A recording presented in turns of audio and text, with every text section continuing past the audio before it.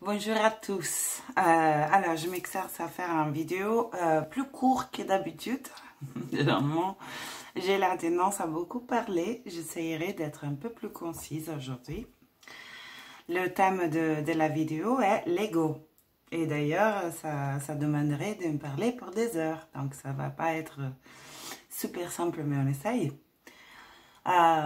Beaucoup d'approches spirituelles et ont la tendance à interpréter l'ego comme ce qui nous limite, une sorte de ennemi, hein,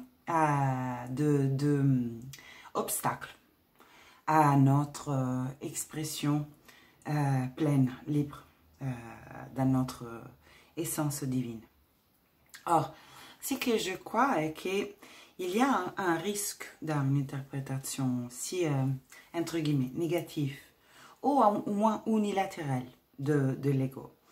C'est-à-dire que moi, je crois que quand même, oui, à l'essence, on est cette vastité de laquelle tout émerge, toute forme émerge, cette divin non physique, cette dimension non physique, cette vie de créateur qui joue à l'expérience des formes, à l'incarnation, à l'expérience de l'oubli de sa nature pour effectuer un voyage de retour à la conscience de sa nature à travers une multitude de formes apparemment séparées, apparemment différenciées, donc ce qui permet cette sensation de séparation, c'est l'expérience de la séparation.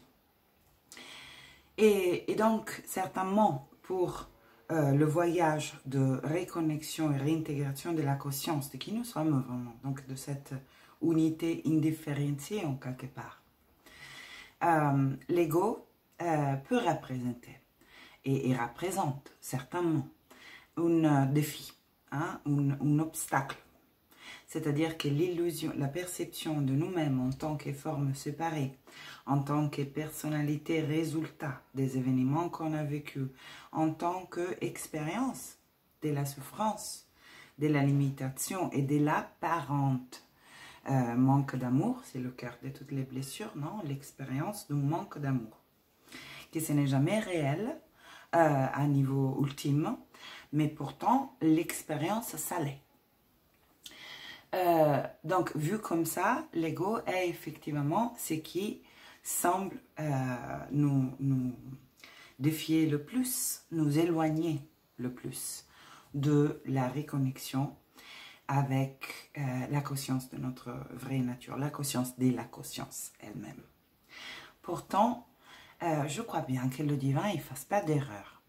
Et on a choisi quand même des formes assez individualisées, spécifique en quelque part. Et que cette spécificité de forme, bien qu'elle puisse représenter un obstacle à la reconnaissance de l'unité sous-jacente, la multiplicité, la variété, en même temps, a aussi une fonction très précieuse. Alors, si on regarde la nature, on s'aperçoit bien de la variété des formes, de l'expression de la vie qu'elle est. Donc, il y a une infinité de formes et de couleurs différentes. Et chaque forme, couleur et forme de vie, regardez les animaux, a une fonction spécifique indispensable à le jeu de la création, à l'unité de toutes choses. Donc, cette spécificité de l'ego, c'est ça, non? L'individualisation du divin que nous sommes, a une utilité aussi, a une fonction et a une beauté.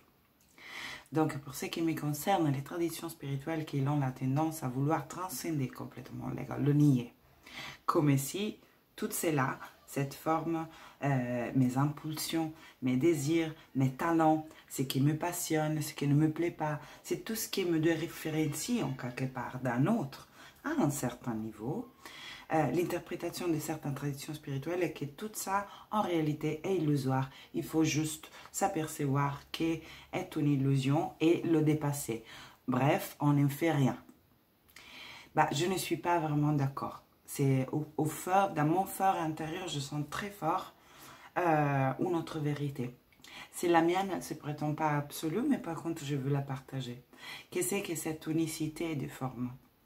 Une fois qu'on arrive à la connexion, à l'expérience, donc pas le concept, du niveau suggestion, de la parente séparation et diversification des formes. Une fois qu'on touche à l'essence, donc à l'unité qui traçant l'illusion de la séparation, après réintégrer cette unicité, la célébrer, la incarner, la accepter et l'offrir au monde sont absolument partie de le choix d'incarnation qu'on a fait. Donc, quelque part, si vous voulez, si on veut utiliser des termes pour nous entendre plus facilement, il existe, oui, un ego négatif ou bien une relation à l'ego, à cette forme individualisée, inconsciente ou bien une relation à cette forme individualisée, unique, spécifique, que chacun de nous a choisi, une relation positive, lumineuse. Or, je crois bien que dans la même ligne se situe comment on considère le désir. Ce qui me rend différente d'un autre, au-delà d'un aspect physique qui a des formes, des proportions, peut-être des couleurs différentes, non? Des autres, un sexe différent d'un autre. Il y a cette diversification à niveau donc de la forme de la matière. Et il y a aussi une diversification par rapport à les impulsions, au désir de chacun de nous. Par exemple, moi j'adore, je sais pas, peindre, jouer avec les couleurs, j'adore danser, j'adore manger, j'adore chanter quand j'arrive à ne pas juger ma voix, j'adore jouer le tambour. Il y a toute une série de choses que moi, je désire faire, donc je vibre la joie quand je vis ça, et quelqu'un d'autre, non.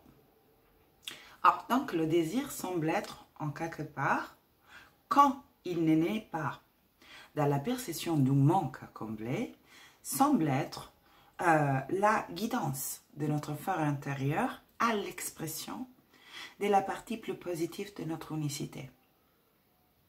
Donc, si je ne suivais pas ce désir de me fabriquer un tambour à un certain point et de commencer à fusionner avec le son jusqu'à devenir cette son, si je ne suivais pas ce désir, cette impulsion en moi, probablement je n'aurais pas pu exprimer une certaine partie de moi qui par hasard est à forte contribution